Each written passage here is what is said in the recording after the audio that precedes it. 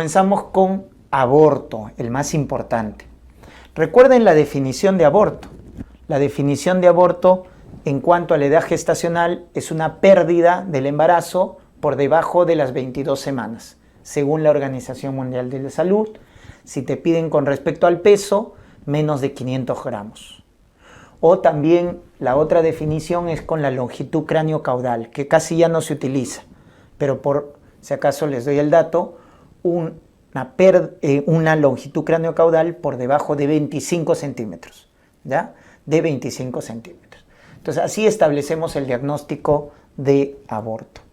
Se dice que la gestante es abortadora recurrente, según la Organización Mundial de la Salud, según la Real Academia de Ginecobstetricia, ¿no? La Escuela Europea, 3 o más abortos consecutivos.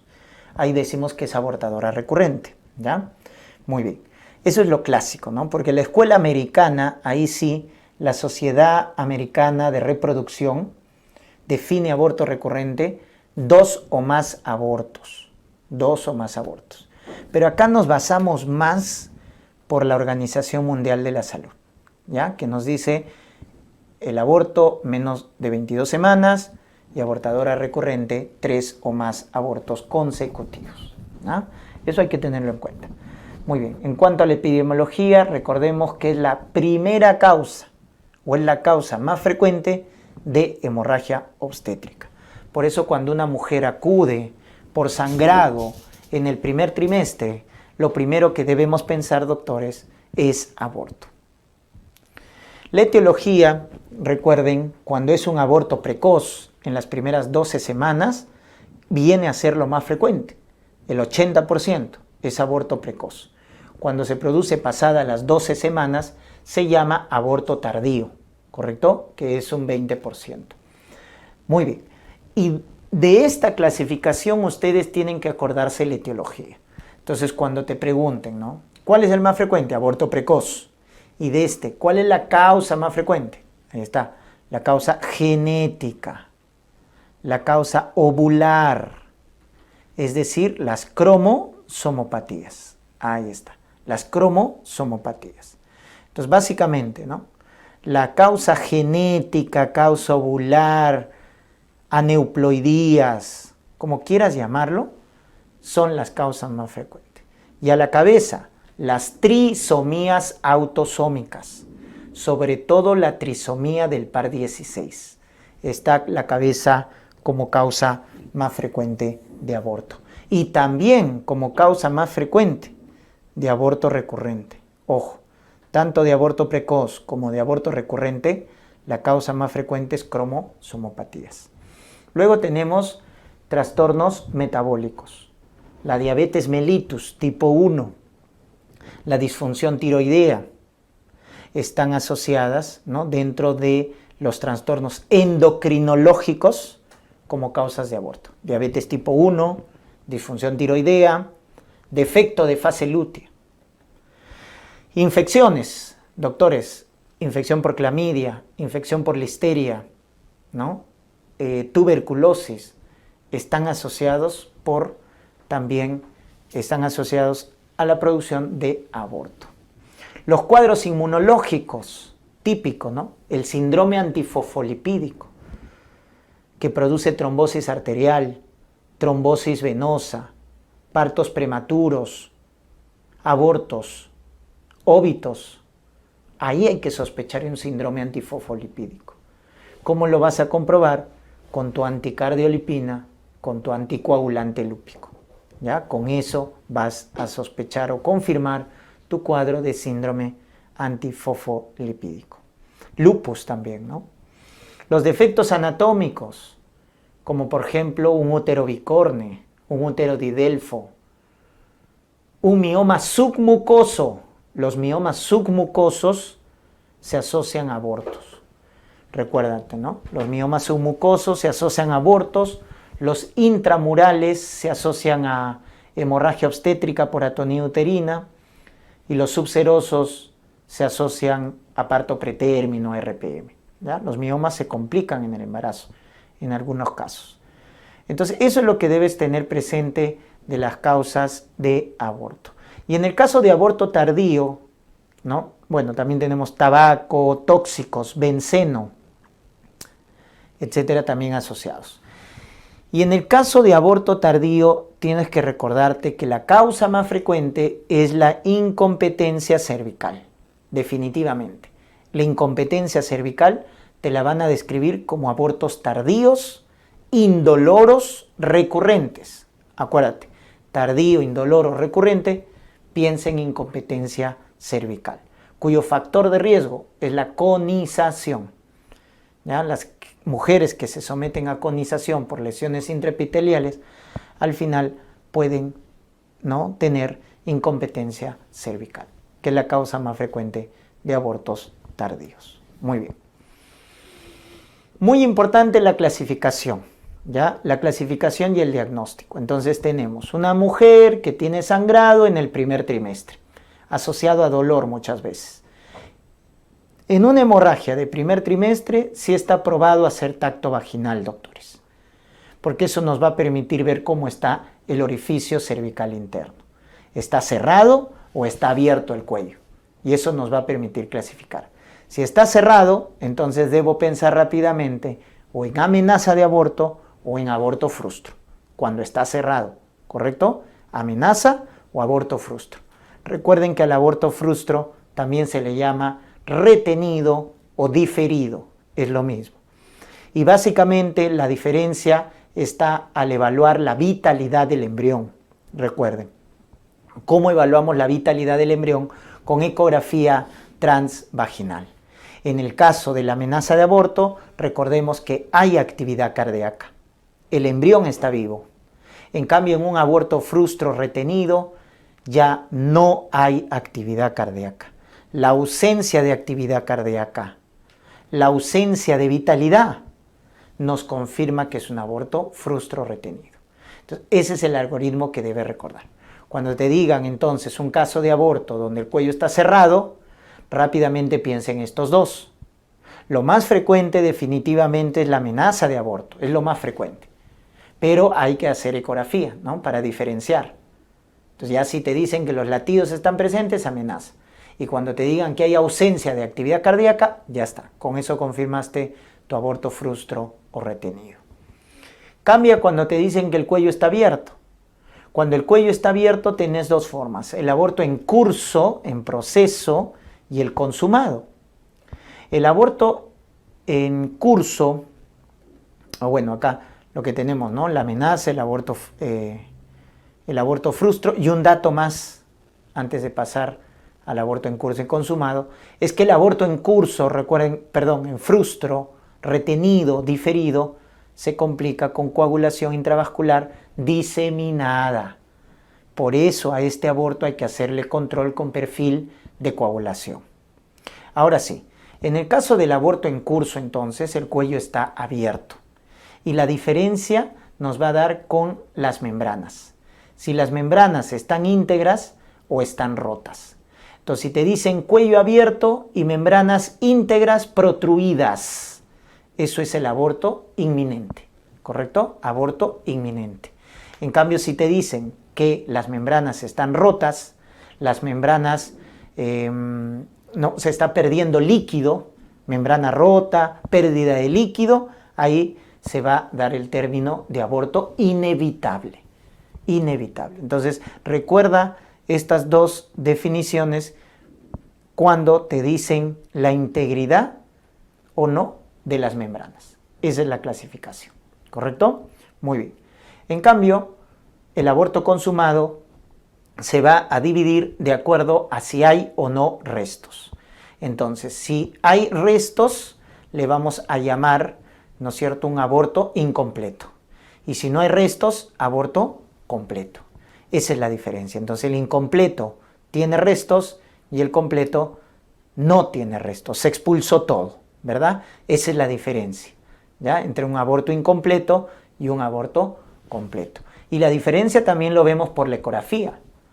Porque cuando nos dicen, ¿no?, el cuello abierto, y en la ecografía encontramos, miren esta línea endometrial gruesa, ¿no?, línea endometrial gruesa, más de 15 milímetros, heterogénea, nos está indicando que hay restos. Por lo tanto, es un aborto incompleto. En cambio, si nos dicen que la línea endometrial está delgada, menos de 5 milímetros, homogénea, quiere decir que no hay restos. Por lo tanto, es un aborto completo, ¿ya? Y en este último caso del aborto completo, ojo, mucho ojo, porque puede ya el cuello estar cerrado.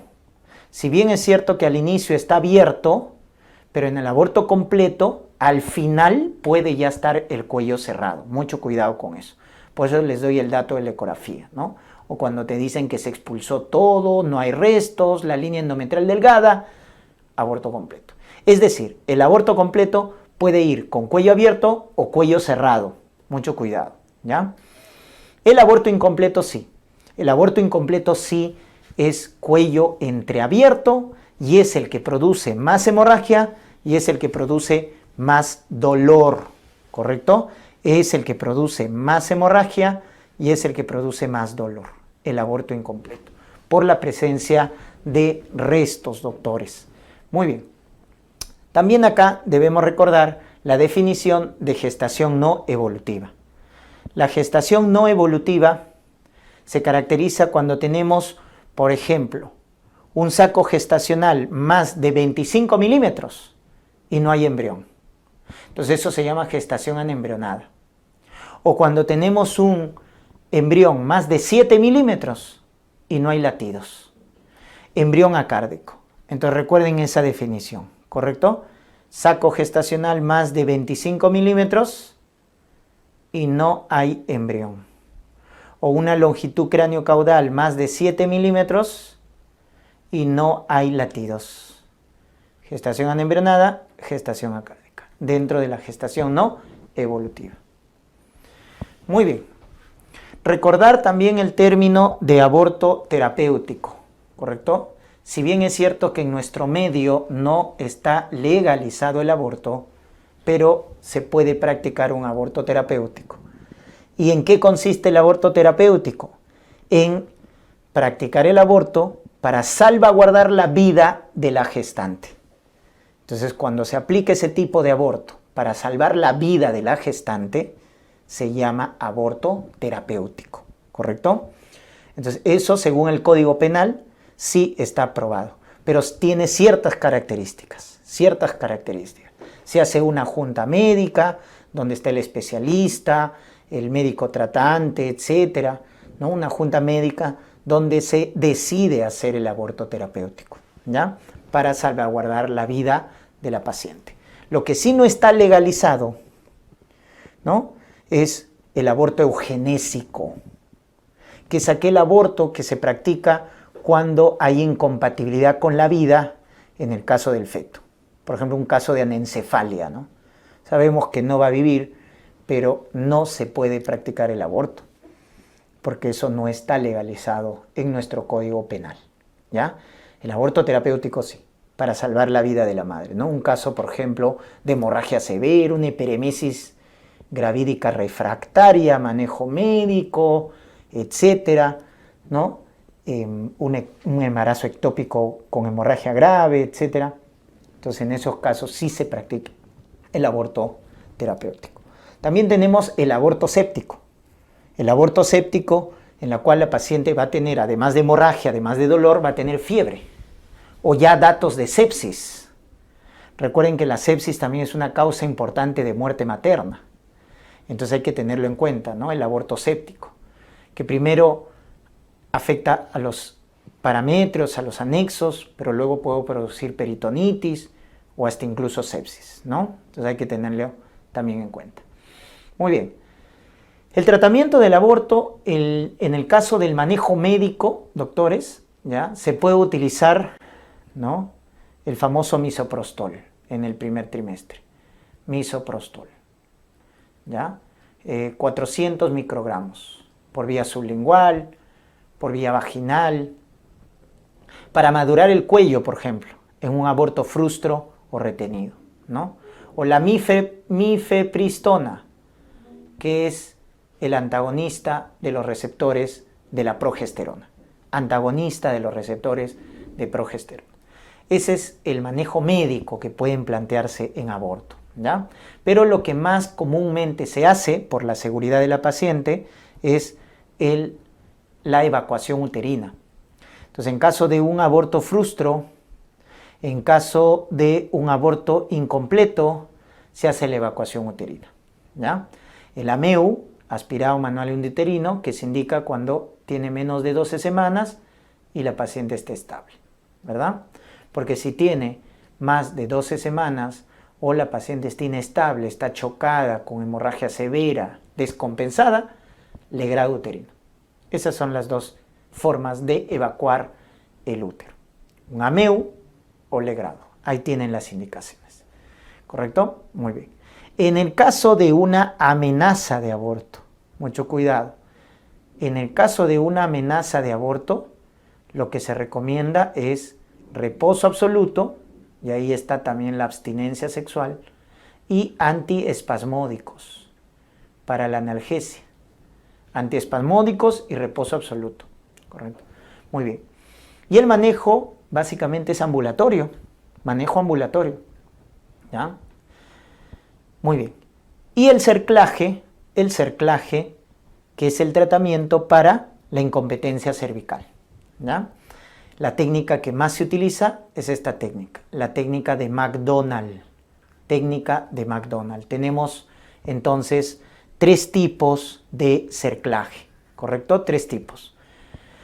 La primaria, también llamada electiva, también llamada profiláctica, que se realiza entre las 12 a 14 semanas. 12 a 14 semanas. Este cerclaje primario o profiláctico se hace a las pacientes que tienen factores de riesgo para incompetencia cervical. Es decir, la que ya tuvo abortos tardíos, la que ya tuvo abortos inmaduros por incompetencia cervical, o la que tiene antecedente de conización. Entonces, si una mujer en un embarazo previo tuvo ya incompetencia cervical, le debes hacer cerclaje primario profiláctico entre las 12 a 14 semanas. El secundario se llama terapéutico. Se hace antes de las 26 semanas.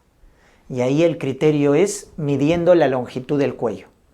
Si medimos la longitud del cuello por ecografía y sale menos de 25 milímetros, hay que hacerle cerclaje terapéutico antes de las 26 semanas.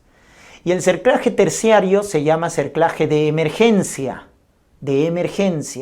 que también se hace antes de las 26 semanas.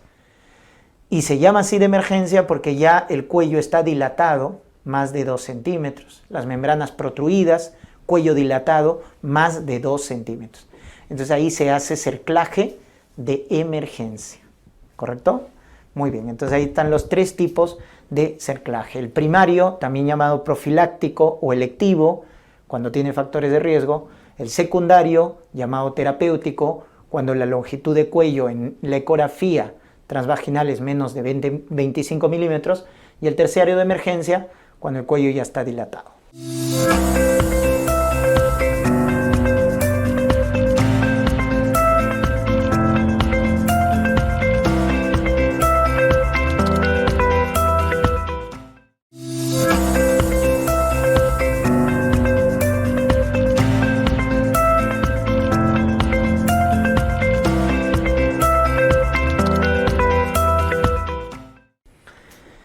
En el caso del embarazo ectópico, doctores, hay que recordar que es aquel embarazo que se desarrolla fuera de la cavidad uterina, ¿correcto?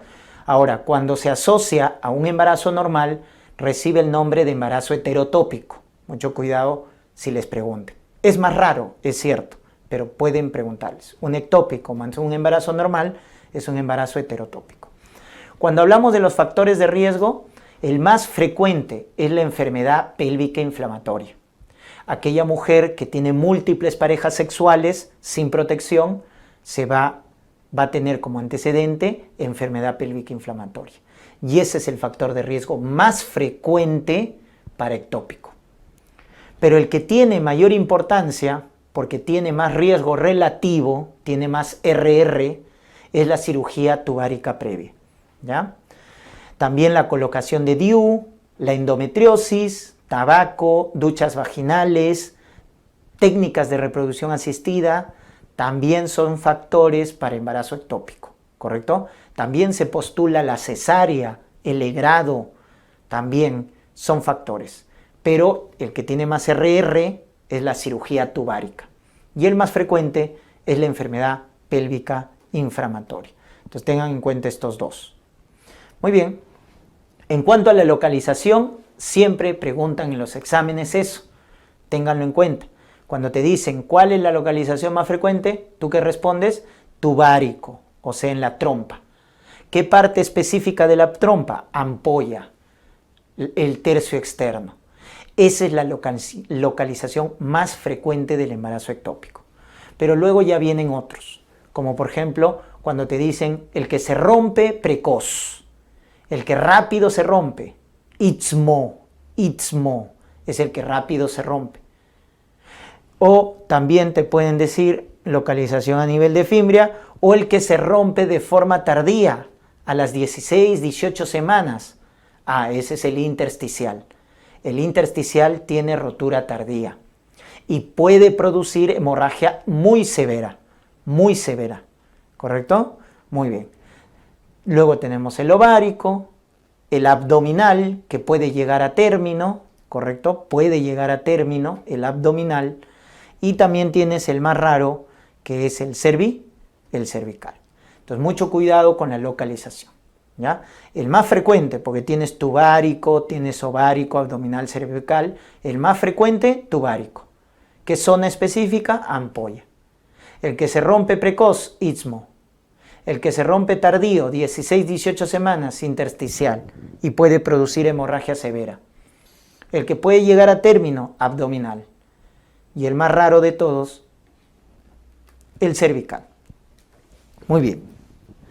Luego tenemos por acá el algoritmo diagnóstico y terapéutico de un ectópico.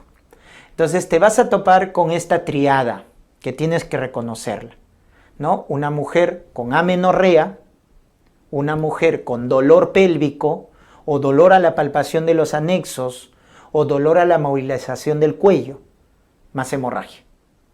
Cuando tengas esa triada en una mujer en edad fértil, sospecha en embarazo ectópico. Amenorrea, dolor y hemorragia. Donde el síntoma más frecuente, ojo, es el dolor. En el ectópico predomina el dolor. Por eso te lo van a mencionar así, un dolor pélvico severo, un dolor a la palpación de los anexos, un dolor a la movilización del cuello. Pero predomina el dolor, ¿ya? Entonces, cuando sospechamos el embarazo ectópico, debemos pedir beta-HCG cuantitativo, porque nos va a orientar. El punto discriminatorio, la línea discriminatoria clásica es 1500 unidades de beta-HCG. ¿A qué me refiero? A que si sale por debajo de 1500, o sea, si nos sale menos de 1500 de beta-HCG, ¿qué debemos solicitar? Beta-HCG seriado. En cambio, si nos sale, ¿no es cierto?, más de 1500, ¿qué debemos solicitar? Ecografía transvaginal. ¿Correcto? Entonces les explico. ¿Qué pasa cuando el beta-HCG es más de 1500? En la ecografía debería haber saco gestacional. Ese es el principio. Si está menos de 1500, es normal que el útero esté vacío. Entonces, por eso, cuando sale menos de 1500, el que nos va a ayudar es repetir el beta-HCG cada 48 horas. Por eso seriado. ¿Y qué vamos a ver ahí? Que lo normal es esto, ¿no? Que duplica cada 48 horas. Eso es lo normal. Pero en el ectópico vas a ver esto, el famoso patrón en meseta, que no aumenta cada 48 horas. Y eso se llama patrón en meseta. Entonces, cuando tú tienes una sospecha de ectópico y tu beta-HCG cuantitativo salió menos de 1500, repites el beta-HCG. Y si encuentras el patrón en meseta, o que no duplica, ¿no? Te van a decir así, no duplica cada 48 horas, Entonces, eso es una sospecha de embarazo ectópico.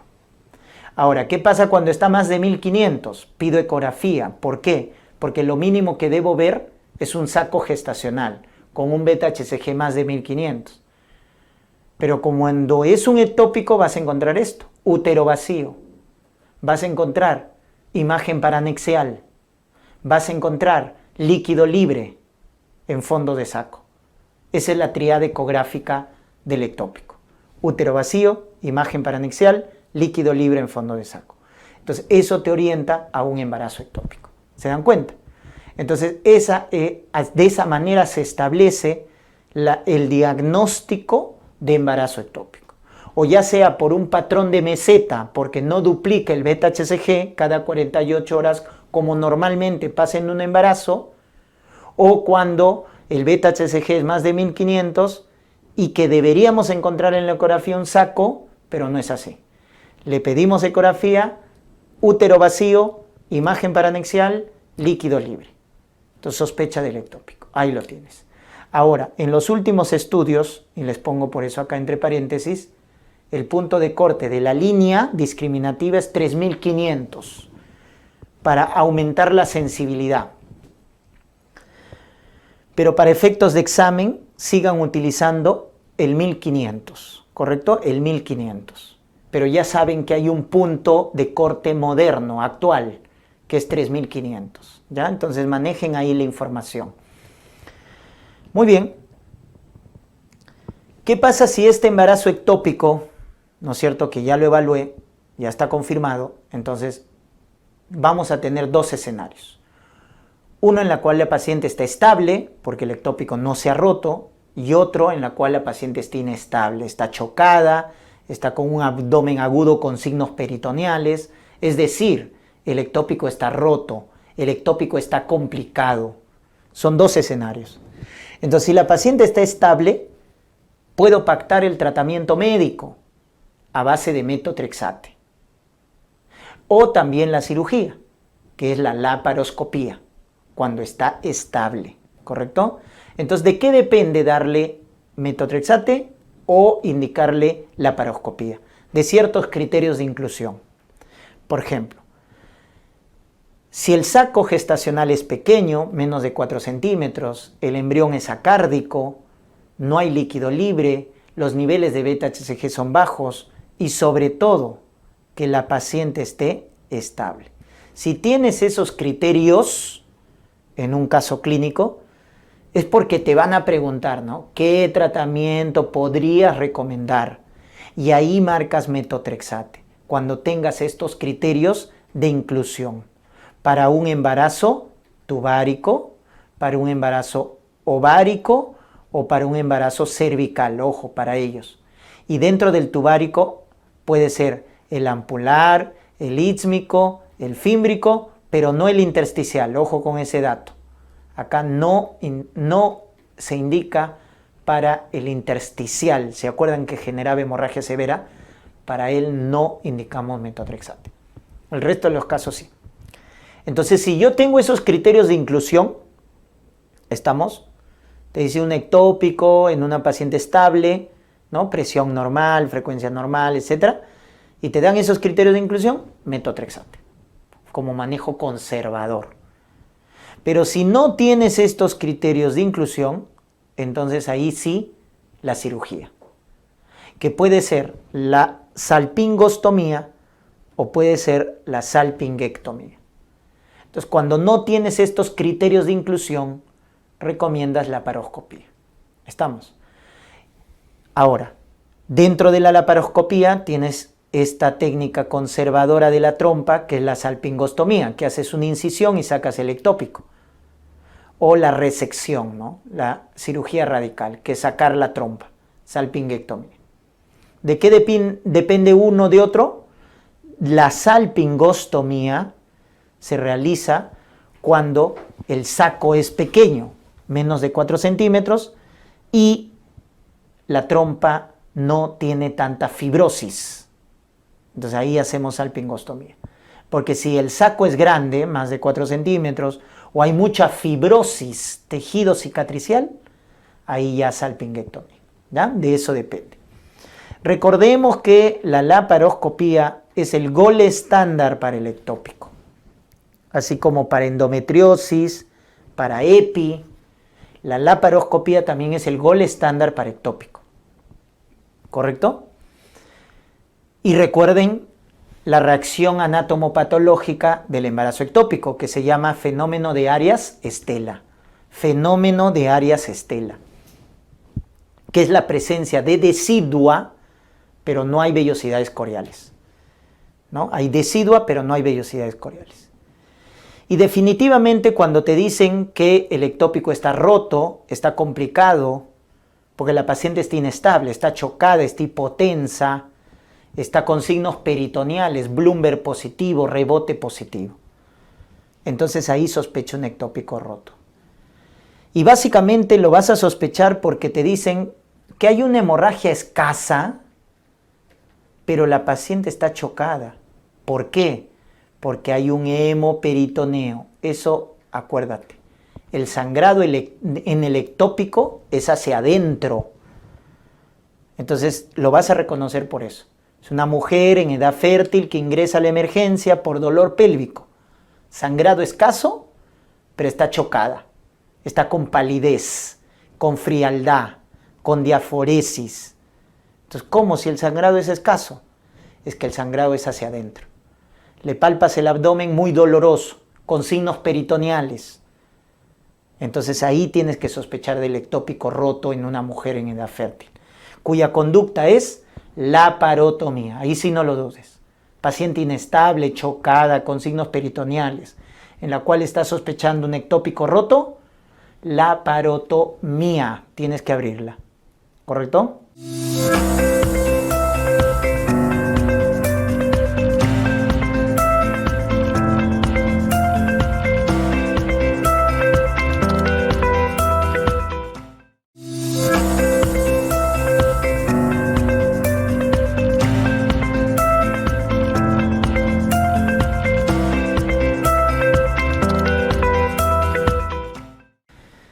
Muy bien.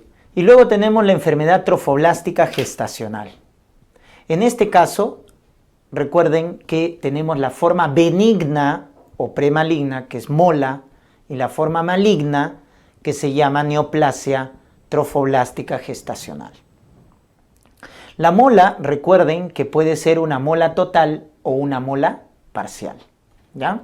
Y cuando hablamos de la definición histológica de la mola, recuerden que tenemos acá que recordar que es una degeneración quística, hidrópica, avascular de la placenta. Esa es la definición de mola, ¿correcto? Degeneración quística, hidrópica, avascular de la placenta, que tiene ciertos factores de riesgo. La mola previa es la más importante, pero también las edades extremas, el estado socioeconómico bajo, la dieta hipoproteica o baja en folato, y también el grupo sanguíneo. En la mamá, grupo sanguíneo A, y el papá, grupo sanguíneo O. Eso también se ha visto. Entonces, esos son los factores de riesgo para enfermedad trofoblástica, para mola. Cuando clasificamos en mola total y mola parcial, recordemos que la mola total es la más frecuente. Y dicho sea de paso, la más grave. Es la más frecuente y la más grave. ¿Y cómo se forma una mola total? Eso quiero que recuerden. Es cuando un espermatozoide fecunda un ovocito vacío. Ahí está. Y se forma, ¿no es cierto?, un huevo cigoto que va a ser diploide, como estás viendo, pero como el ovocito estaba vacío y solo tienes la carga del espermatozoide, entonces mira, se forma un huevo cigoto que va a ser diploide, ¿correcto? Diploide, pero que solo viene con carga genética del padre. Porque mire, el ovocito está vacío, no tiene carga genética. Entonces, esta carga diploide viene del padre, completamente. Y es por eso que no se forma embrión, porque solo participó el papá. Entonces, cuando el papá solito quiere tener su hijito, ¿no? ¿Qué le sale? Una mola, ¿ya? Cuando solo participan genes del padre, sale una mola total, que es diploide, no tiene embrión y solo tiene carga genética paterna. Su cariotipo más frecuente es el que están viendo en la imagen, 46XX, el cariotipo más frecuente. En la mola parcial cambia la historia, porque acá 2 espermatozoides fecundan a un ovocito, pero ahora sí el ovocito tiene, miren, carga genética. Pero el huevo cigoto ahora va a ser triploide. Ahí está, triploide. Y acá sí participó tanto el papá como la mamá. Es por eso que sí tiene embrión, tiene tejido embrionario. Pero es no viable, definitivamente. Es no viable. Y el cariotipo más frecuente es 69XXY. Este es el cariotipo más frecuente en la mola parcial, 69XXY. Entonces, esas diferencias debes acordarte entre la mola total y la mola parcial. La mola total es diploide, solo genes del padre, no hay embrión. La parcial es triploide, genes del padre y la madre, sí hay embrión, pero no es viable. ¿Quién es el más frecuente y más grave? La mola total. Muy bien, entonces esos datos recuerden, ¿no es cierto? Ahí está. Y cuando hablamos de la clínica de la mola, la clínica más frecuente es la hemorragia, igual que en el aborto. Clínica más frecuente, sangrado. Pero esto se va a acompañar ¿de qué? De un aumento de la altura uterina para la edad gestacional. Ese es el dato característico. Cuando te dicen hemorragia primer trimestre con altura uterina aumentada, con niveles de beta-HCG muy elevados, más de 50.000, muy elevados, ahí tienes que sospechar mola, ¿correcto? Y ya cuando tiene sus complicaciones, como viene a ser la hiperemesis gravídica, acuérdate, náuseas, vómitos severos, o cuando tiene ya la toxemia o preeclampsia, entre comillas, en el primer trimestre. Recuerden que la mola puede debutar con hipertensión en el primer trimestre asociado a proteinuria. Cuando tú tienes una gestante menos de 20 semanas con presión elevada, con proteinuria, parecida a una preeclampsia, pero tiene menos de 20 semanas, descarta mola, descarta mola. ¿Qué más? La tormenta tiroidea, tirotoxicosis. Eso es por la homología que hay entre la HCG y la TSH. Como la HCG está muy elevada y tiene homología por la TSH, hace una tormenta tiroidea. La presencia de los luteomas o quistes tecaluteínicos te debe hacer sospechar ya de un embarazo molar. Y definitivamente el que nos va a confirmar el diagnóstico es la ecografía. La ecografía nos confirma el diagnóstico con esta imagen típica, ¿correcto? La llamada imagen en racimo de uvas, panal de abejas o tormenta de nieves, como quieras llamarlo, por el aspecto quístico que tiene. Racimo de uvas, panal de abejas, tormenta de nieve. Si no ves embrión, mola total. Si ves un embrión, mola parcial, pero que tendrás que hacer cariotipo para confirmar tu mola parcial, porque también puede ser un aborto. Ojo, las molas parciales se confunden con abortos, entonces hay que hacer cariotipo o poner el Doppler. Y si tú pones el Doppler en una mola, miren, es avascular, no hay flujo. En cambio en el aborto sí va a haber flujo, así también lo puedes diferenciar. Entonces ahí está cómo puedes identificar la mola. La clínica es hemorragia, con altura uterina aumentada, con beta-HCG muy elevado. Y luego tiene sus complicaciones.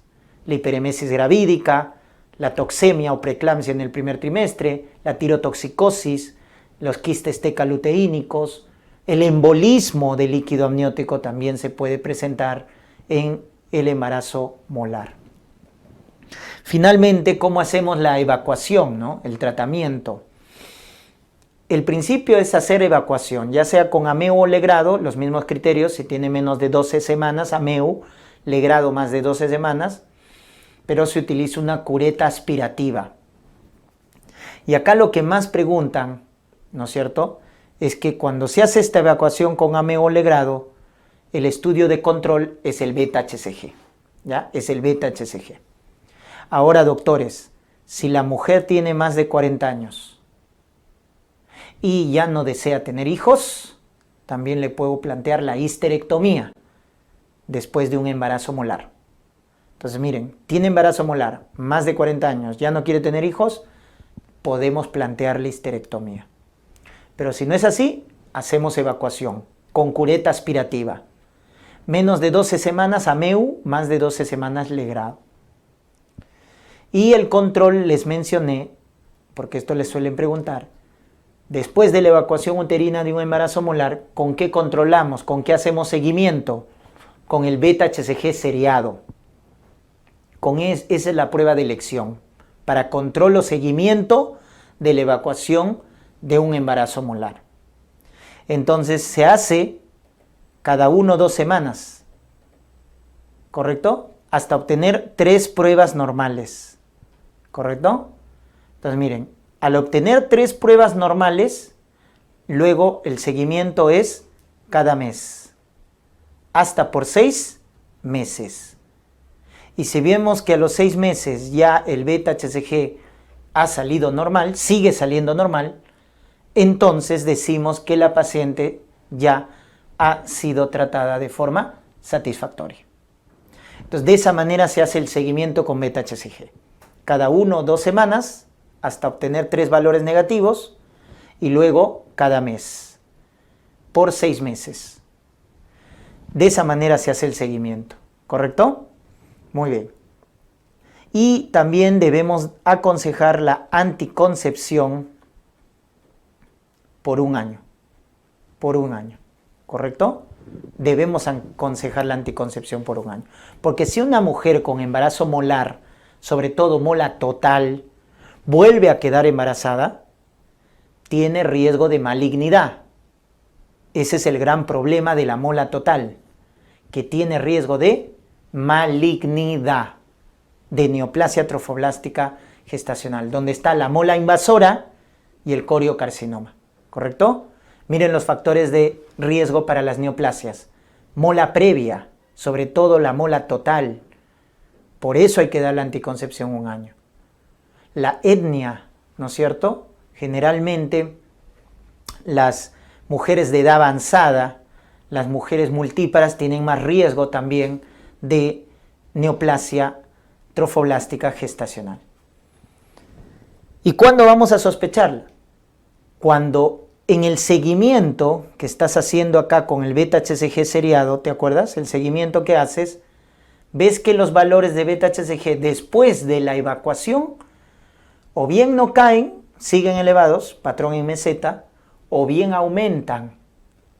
Entonces, cuando tú tienes ese dato después de la evacuación de una mola, los niveles de beta-HCG no caen o por el contrario se elevan, entonces ahí debes descartar la neoplasia trofoblástica gestacional.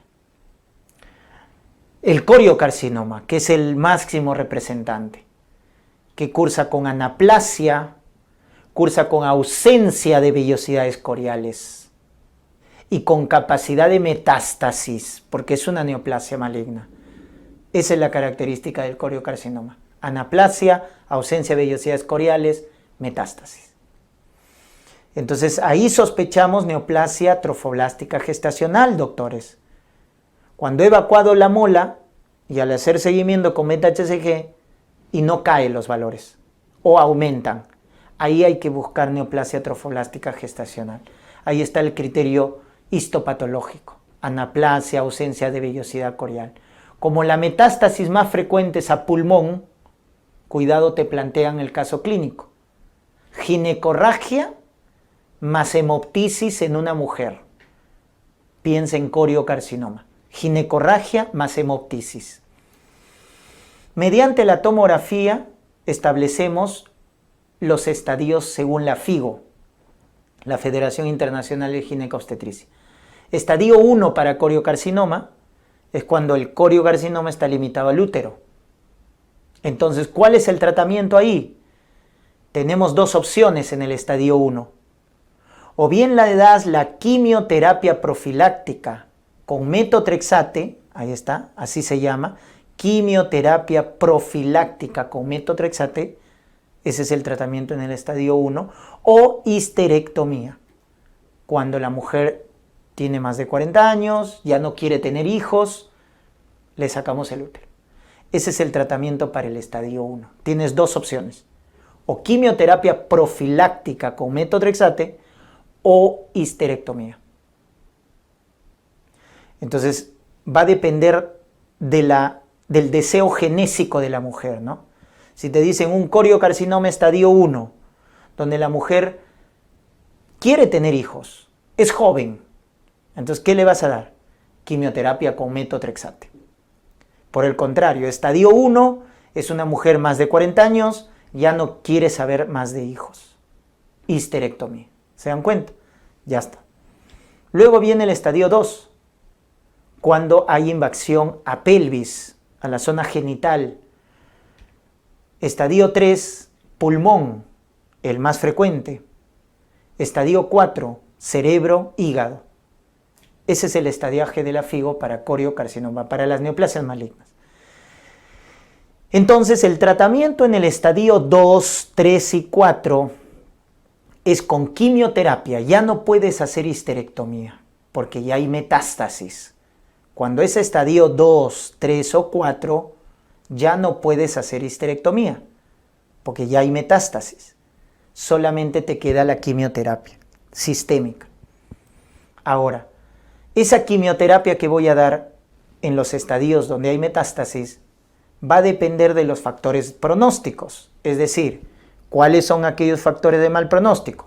Beta-HCG más de 100.000, tiempo de enfermedad más de 4 meses, la edad en la gestante más de 40 años, la metástasis estadio 4, mira, per se, hígado, cerebro, son de mal pronóstico. La metástasis más frecuente es a pulmón, pero la de peor pronóstico es cerebro, hígado, estadio 4. Fracaso a quimioterapia previa, embarazo, antecedente de embarazo a término, por eso hay que dejar anticoncepción. Si la mujer ha tenido un embarazo a término previo, tiene mal pronóstico. O el tamaño de los quistes. Los quistes tecaluteínicos, ¿correcto? Los quistes tecaluteínicos más de 6 centímetros también tienen mal pronóstico. Entonces ahí están los factores de mal pronóstico. Eso se mete en una tabla que nos da un puntaje. Si ese puntaje nos sale menos de 7, miren, en la escala pronóstica, entonces al estadio 2, al estadio 3, le doy quimioterapia con metotrexate, monoquimioterapia con metotrexate. Porque si el puntaje es bajo, quiere decir que tiene factores de buen pronóstico, o sea, no tiene estos factores. Estos factores son los de mal pronóstico.